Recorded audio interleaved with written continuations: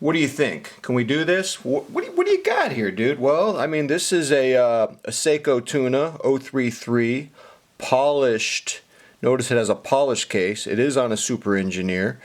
This is a Orient Saturation Diver on a Super Engineer. So they're both on Super Engineers. That's kind of a theme here. We have two Ostentatious earthquake watches and a discreet Zaratsu Diver to show today. And what I want to say is that the Super Engineer bracelet really takes what I call an earthquake watch, an attention-getting watch. You know, you walk into the room and you can feel the wrist presence, and you can feel, you know, the earthquake tremors going on.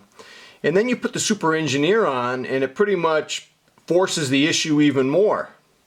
That Super Engineer is a crazy watch bracelet.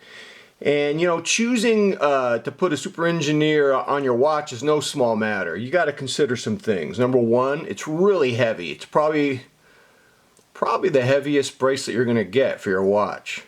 So it's very heavy. It's busy. Look how busy it is. Now, want to hear something crazy?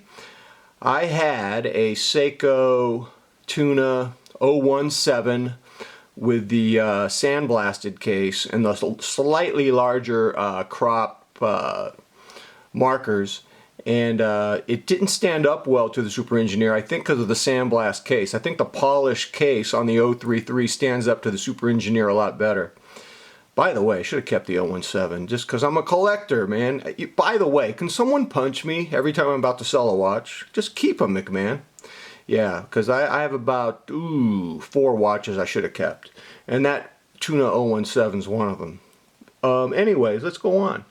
The Super Engineer, it's heavy, it's busy. You want to hear something else about the Super Engineer?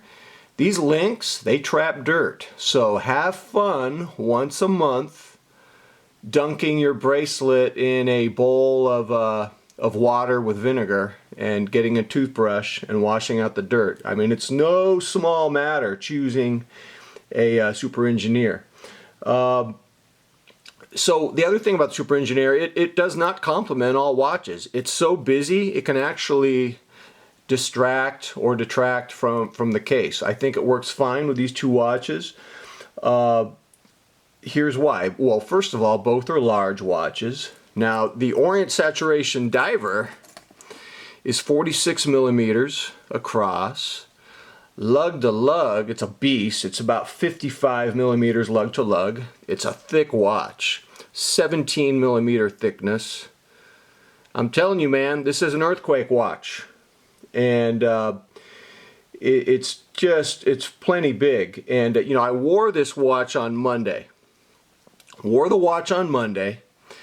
And it just feels so powerful. You know how powerful I felt, ladies and gentlemen? Let me tell you something. There's a Hall of Fame quarterback, played for my hometown, San Francisco. His name's Steve Young. The dude used to play football wearing magical underwear. And I want to tell you guys something. I don't wear magical underwear. It's not my style. It's not my cup of tea. Do you understand me? I do not wear magical underwear. You know what I do? I wear the Orient Saturation Diver on a Super Engineer. It's the same thing. It has the same effect. Take your choice, ladies and gentlemen. You can do the Steve Young way. You can wear magical underwear. Or you can do it the McMahon way. You can wear an Orient Saturation Diver. Don't laugh, McMahon. Okay. You're crazy, McMahon. You can wear the Orient Saturation Diver on a Super Engineer and get your magic on that way, man. Come on, Steve Young, you should have called me. You should have called me. I could have helped you with your decision.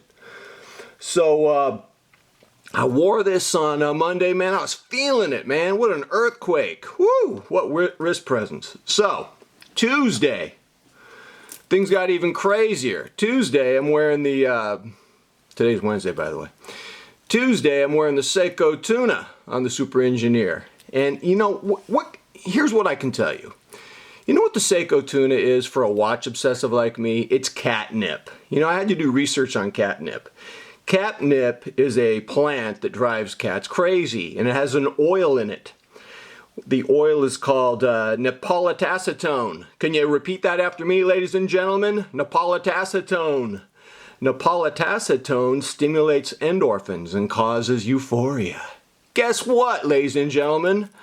This Seiko Tuna is catnip for a lot of watch obsessives. It creates euphoria. And you know what?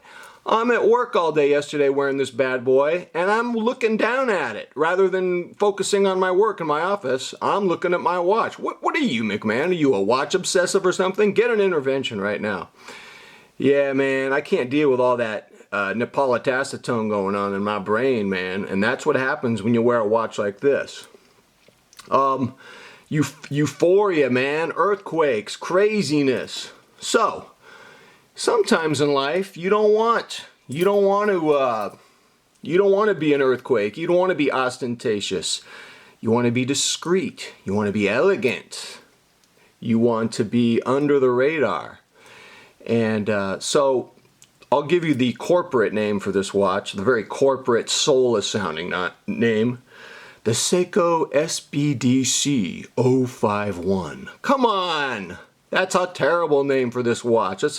Let's change the name. Let's not call this the SBDC051. Let's call it, well, here's what I'm going to call it. Apparently, and this could be a myth, this could be marketing on Seiko's part, but this is one of their high-grade watches that they say goes through a treatment called Zaratsu. Oh my God, for a watch obsessive like me, you're going to use the word Zaratsu. Zaratsu. Now this could be marketing, this could be myth, but I'm just going to tell you what I've been told. And you can help me out in the comment section if I'm wrong. Zaratsu is an ancient order of craftsmen who use this Zaratsu treatment on samurai swords. No one knows the treatment. It's a secret.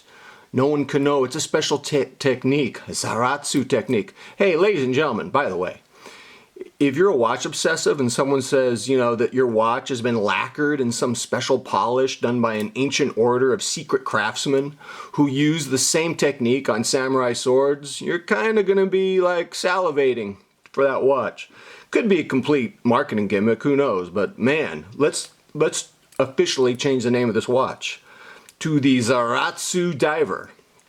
Now, this watch is almost perfect for me, perfectly built, perfect build quality. You heard me praise it the other day. It's only 42.5 millimeters, yet it plays very large on my wrist. It's not an earthquake watch like the first two watches I showed you, but man, it's so elegant and classy and has a certain presence all of its own. I'm not a big fan of the 3 o'clock crown here. I find a little bit of feeling in my hand that I don't like. I'm spoiled. I like the 4 o'clock crowns, which are like every watch that I own has a 4 o'clock crown except this one. And everything's fine. The clicks are perfect, and I'm going to tell you something about the clicks. The perfection. And I mention this because, make sure I line it up. You guys are obsessed with lining up the vase. Ooh, yes. Haha. Ladies and gentlemen, a gentleman by the name of Kelvin, he was commenting on my YouTube channel, and he has this watch, and he says he loves it, but he's got a problem with it. On his particular watch, there's play between the clicks. That's terrible, man. I hope he can return that watch. I hope he can get a perfect one like mine. It bugs me that someone who watches my YouTube channel is owning this Zaratsu Diver with some play between the clicks. I can't sleep at night knowing that. I want him to get a perfect version of it or return it or something, because that's not going to fly, man. I hope that was an aberration, because this watch is one of the most perfect watches I've ever purchased in my life. I'm completely enamored by it, and I was really worried about the small size, and because, as you know, I have a tendency to wear earthquakes. I have a tendency to want magic. I have a tendency to want the acetone effect of chemicals in my brain, but sometimes it's so cool just to have such a classy watch as the, well, I'm calling it now the Zaratsu Diver. All right, ladies and gentlemen, that's 3 watches for today. That's all I can take, man. Otherwise, the nepentylacetone is just going to make me too intoxicated before I do my kettlebell workout. All right, ladies and gentlemen, until next time, I am out.